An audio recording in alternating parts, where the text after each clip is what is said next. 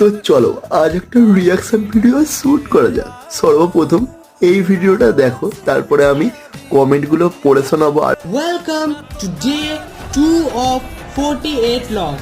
এই লটাতে আমাদেরকে বলা হয়েছে never trust too much in your friends. সবচেয়ে কাছের বন্ধুকেও তুমি খুব একটা বিশ্বাস করো না, কারণ তুমি যখনই তার লেভেল ম্যাচ করে নেবে সে তোমার থেকে জেলাস হতে শুরু করে দেবে। এই কথাটা বলা হয়েছে দ্য 48 লস অফ পাওয়ার বইটাতে।